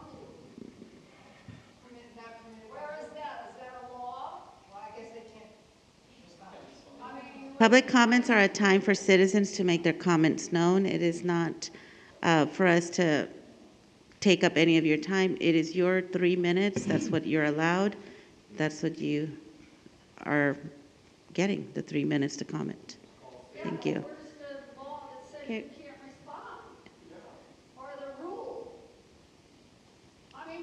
Every time before we open online comments, I do read the bylaw that says decisions of the board cannot be made on any matter not previously published before the board meeting, as indicated in bylaws of the board 9323.2. Thank you.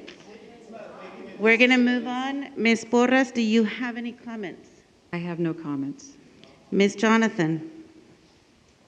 I have no comments, and I just want to clarify, it's public comments, not public questions. And it is a violation of the Brown Act. So thank you. Dr. May Volmer, do you have any comments? Not at this time.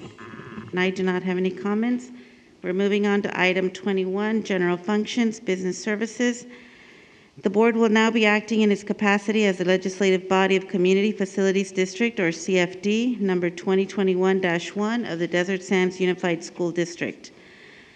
Tonight, we will conduct the second reading of an ordinance levying the special taxes in CFD number 2021-1. Immediately after the second reading, this ordinance will be considered for adoption. Is there a motion to read the ordinance by title only? Is there a second? Second, Linda Porras. It has been moved by Don Griffith, seconded by Linda Porras. Any discussion? Hearing none, calls for the question. All those in favor say aye. Aye. All those opposed? Any abstentions? Motion carries 5-0. The motion is approved. Will the clerk of the board please present the second reading of the ordinance by reading the ordinance title only? The title of the ordinance is Ordinance of Community Facilities District number 2021-1 of the Desert Sands Unified School District, authorizing the levy of special taxes within CFD number 2021-1. The board will now consider adoption of the ordinance of CFD number 2021-1 of the Desert Sands Unified School District, authorizing the levy of special taxes within CFD number 2021-1. By adopting this ordinance, the board authorizes a levy of special taxes within CFD number 2021-1 at the rate set forth in the rate and method of apportionment attached to the ordinance. Is there a motion to adopt the ordinance? So moved, Wendy Jonathan. Is there a second? Second, Tricia Pierce. It has been moved by Wendy Jonathan, seconded by Tricia Pierce. Any discussion? Hearing none, calls for the question. All those in favor say aye. Aye. All those opposed? Any abstentions? Motion carries 5-0. Copies of the ordinance are available at the district's business office for inspection by any interested member of the public. Matters related to the CFD number 2021-1 scheduled for tonight are now complete, and the board will now resume acting in its capacity as the governing board of the school district. Next item, 21.2, first interim financial report. Is there a motion to approve the first interim financial report? So move, Linda Porras. Is there a second? Second, Tricia Pierce. It has been moved by Linda Porras, seconded by Tricia Pierce. Any discussion? Again, thank you to Business Services for the report. It was very extensive. Any other comments? Hearing none, calls for the question. All those in favor say aye. Aye. All those opposed? Any abstentions? Motion carries 5-0. We move on to general functions, educational services. There are 8 items. Is there a motion to take these items as a group, or do we want to take them individually? I'm talking about 22.1 through 22.8.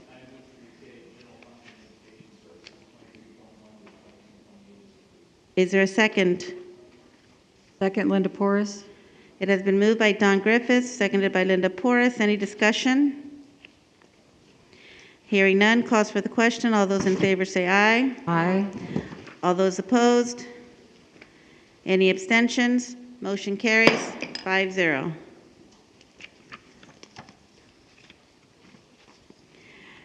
Item 23, general functions. There are 2 items in general functions, personnel services, and is there a motion to take 23.1 and 23.2 as a group? I move that we take 23.1 and 23.2 as a group. Linda Porras. Is there a second? It has been moved by Linda Porras, seconded by Don Griffiths. Any discussion? Hearing none, calls for the question. All those in favor say aye. Aye. All those opposed? Any abstentions? Motion carries 5-0. Item 23.1, compensation package between Desert Sands Unified School District. Never mind. We're moving on to 24. General function, student support services. There are 5 items in general function, student support, 24.1 to 24.5. Is there a motion to take these as a group?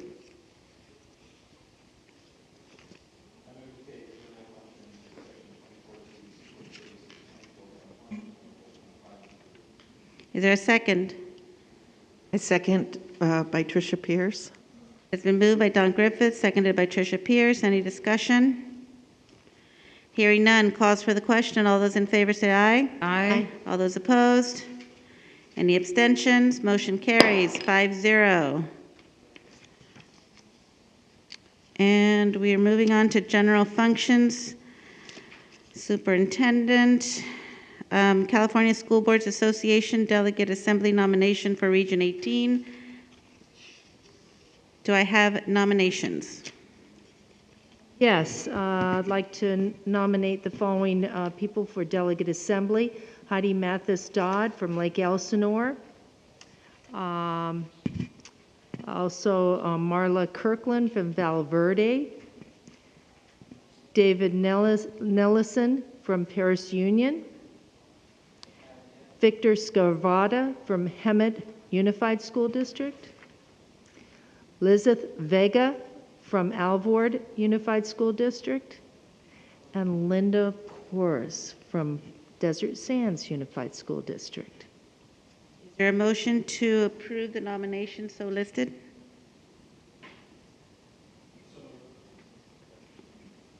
Is that Don Griffith, second? Second, Linda Porras. It has been motioned by Don Griffith, seconded by Linda Porras. Any discussion? Hearing none, calls for the question. All those in favor say aye. Aye. All those opposed? Any abstentions? Motion carries 5-0. Item number 26, consent items, student matters. There are none. Item 27, consent items, business services. There are 10 items, 27.1 through 27.10. Is there a motion to take items 27.1 through 27.10 as a group? I make a motion to take 27.1 to 27.10 as a group for business services. Is there a second?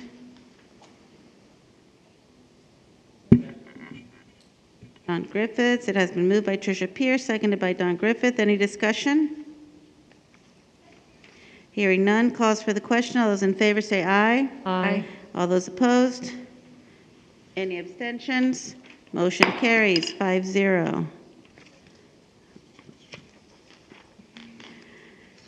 28.1. Hold on a second. 28, consent items, educational services. There are 11 items. Is there a motion to take items 28.1 through 28.11 as a group?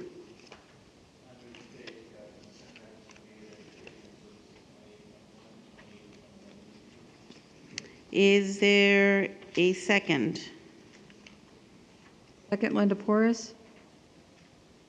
It has been moved by Don Griffith, seconded by Linda Porras. Any discussion? Hearing none, calls for the question. All those in favor said aye. Aye. All those opposed? Any abstentions? Motion carries 5-0. Item 29, consent items, personal services. There are none. Item 30, consent items, student support services. There are 12 items. Is there a motion to take items 30.1 through 30.12 as a group? I make a motion to approve item number 30.1 to 30.12 as a group. Is there a second? Tricia Pierce. Second, Wendy Jonathan. It has been moved by Tricia Pierce, seconded by Wendy Jonathan. Any discussion? Hearing none, calls for the question. All those in favor say aye. Aye. All those opposed? Any abstentions? Motion carries 5-0. Item 31, consent items, Superintendent, there are none. 32, item 32, personnel action certificated. 32.1, as this item deals with, well, the student board member is not here. Okay. Oh, okay. Yeah. That's 32.2. Yeah, 32.2. All right, 32.1, certificated personnel. Is there a motion to approve this item? So moved, Linda Porras. Is there a second? Second. Don Griffith. This has been moved by Linda Porras, seconded by Don Griffith. Any discussion? There's two. Maxine Glazer from Topeka High School and Jennifer O'Donnell from Prairie Academy. I think Maxine Glazer with 9 years and Jennifer O'Donnell with 14 years. It's quite a bit of years. Any other comments or discussions? Hearing none, calls for the question. All those in favor say aye. Aye. All those opposed? Any abstentions? Motion carries 5-0. There we go. I'm on track here. 32.2, salary increase for administrative cabinet employees, superintendent and assistant superintendents. It is recommended that the board approve increases of 4% for the superintendent and assistant superintendents of educational services, personnel services, and student support services effective July 1st, 2021. The increase will apply to the base salaries in effect at the end of the 2020 to 2021 school year. It is also recommended that each employee receive an additional off-schedule lump sum payment of $1,000 for the 2021 to 2022 school year. These increases match the increases approved for certificated employees in the DSTA bargaining unit. If approved, the board president will execute written contract amendments for each employee on behalf of the board. Is there a motion to approve this item? So moved. Oh, you can go. Second, Wendy Jonathan. Okay, it has been moved by Don Griffith, seconded by Wendy Jonathan. Any discussion?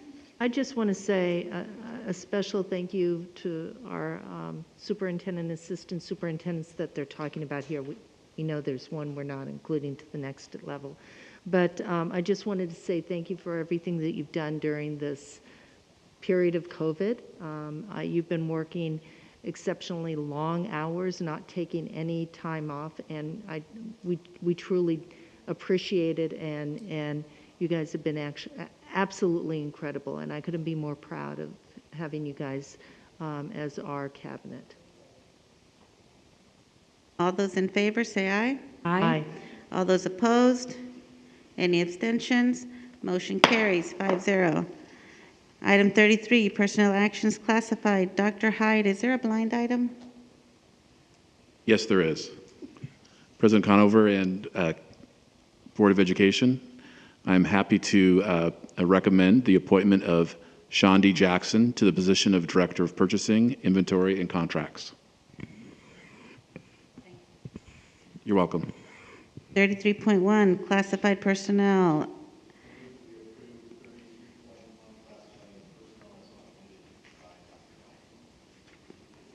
Do I have a second? Second, Linda Porras. It has been moved by Don Griffith, seconded by Linda Porras. Any discussion? Yes. We have 6 retirees. Becky Anderson from Transportation, 18 years. Janice Davis, Ford paraeducator, 25 years. Laura Gonzalez, page custodian of 20 years. And Cecilia Origi, Summit office specialist, 20 years. And in addition to that, we have Roger Isbell, who has worked for 22 years in graphic services, and I saved him for last just because when you're on the board, you have a the ability to run into people that work at the district office a little more often than we do our employees in the school districts. And Roger's always been very nice and worked very diligently in any request that I've had made to him, or anybody that I've heard has made a request for him, even when it comes to doing the golf cart parade and those kind of special things. He's a very nice gentleman, and I wish him and the other retirees the best of luck in their retirement. Thank you. Any further comments? Well, I've been instructed to say no to that, to him retiring, so. Yeah, and you know what, and I'll say no also, and that will make two of us. Okay. Anyway, I wish him all the best. He's an amazing person, and really wish him a happy retirement. And everybody else. All those in favor say aye. Aye. All those opposed? Any abstentions? Motion carries 5-0. Item 33.2, salary increase for the Assistant Superintendent of Business Services. It is recommended that the board approve a salary schedule increase of 4% for the Assistant Superintendent of Business Services, effective July 1st, 2021. The increase will apply to the salary schedule in effect at the end of the 2020-2021 school year. It is also recommended the Assistant Superintendent of Business Services receive an additional off-schedule lump sum payment of $1,000 for the 2021-2022 school year. This increase matches the increases approved for certificated employees in the DSTA bargaining unit. If approved, the board president will execute a written contract amendment for this employee on behalf of the board. Is there a motion to approve this item? So moved, Wendy Jonathan. Is there a second? By Tricia Pierce. It has been moved by Wendy Jonathan, seconded by Tricia Pierce. Any discussion? I just want to say thank you, Jordan. I don't know how many people, I know people are watching out there in I guess, what do we call it, YouTube land.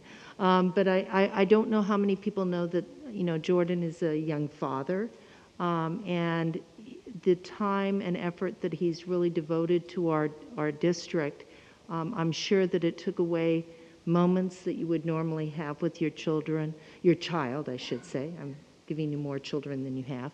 But I just want to say thank you so much for everything you've done. You are amazing. I know that it was, again, a very difficult couple of years for you, and we just are honored to have you on our cabinet. So thank you so much.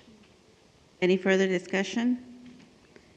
Hearing none, calls for the question. All those in favor say aye. Aye. All those opposed? Any abstentions? Motion carries 5-0. Item number 34, call out of closed session items or actions. Dr. May Volmer? Yes, we do. In closed session, the board took action to accept the suspension of certificated employee number 119065, teacher, under the progressive disciplinary procedures. The action was passed by a motion by Linda Porras, seconded by Wendy Jonathan. The vote was as follows, with yes votes being from Wendy Jonathan, Anna Conover, Linda Porras, Tricia Pierce. There were no votes, but there was one abstention from Don Griffith. Item 35, any suggestions for future agendas that receive at least 3 votes? Don Griffith? None. Tricia Pierce? None. Linda Porras? I have none. Wendy Jonathan? A couple of things. I was wondering if maybe at our next meeting, if we can, if there's a way, or maybe it has to be in this 2 meetings from now, about the wages for substitutes, how we compare with other districts. Also, with regards to the interpreters, a report on what our interpreters do, and if we're having a problem fulfilling substitutes. I know that when we talked about lice a while back, I wanted the letter to go out, and if you can clarify about that, go back and clarify, because I think I remember how we had finished it, but. Yes, we'll do that. Finally, if we can get information on the timeline once somebody is exposed, how quickly, what is the turnaround? And I recognize again that our nurses have many responsibilities, so, but thank you. Did we have 3 nods for all of those things? Yes. Yes. Okay. And item 36, announcements. I do have one, if I might interject before you go on to your regular announcement. I want to just take a moment and make a presentation to Donald Griffith in appreciation for your year of service as president of the board. And I think I speak for everyone when I say you are greatly appreciated for your work and your efforts during a very difficult time. And it's our honor to give you this recognition. So thank you.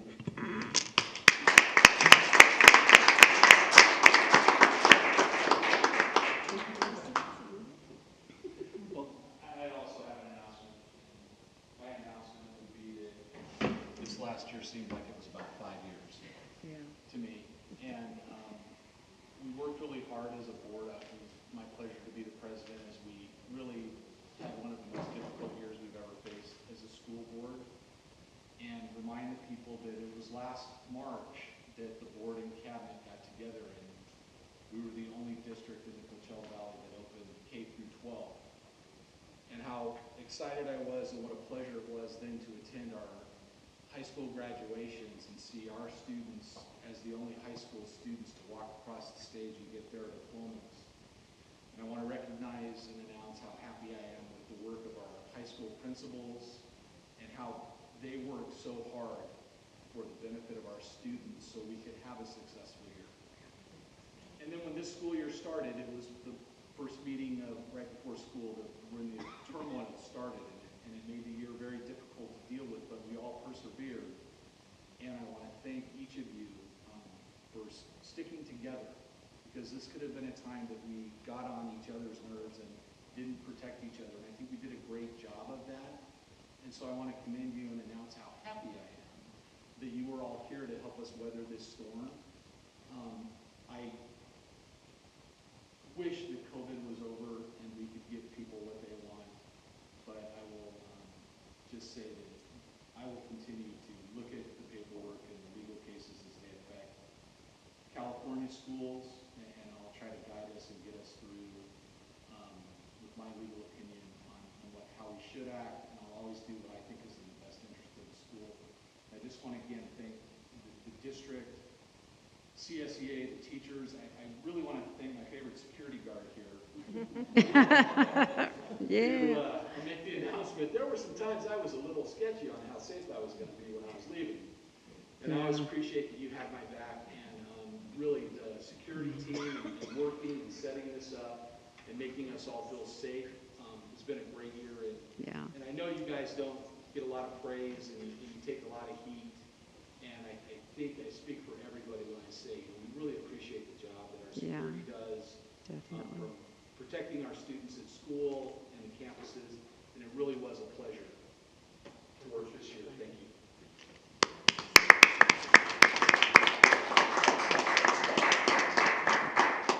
And thank you. And the next announcement, the next regularly scheduled meeting of the Board of Education will be on Tuesday, January 18th, 2022 at 7 p.m. at the District Education Center Boardroom at 47950 Dune Palms Road, La Quinta, California. Item 37, we do not need to reconvene to close session. 38, adjournment. This meeting is adjourned at 9:08 p.m. Thank you.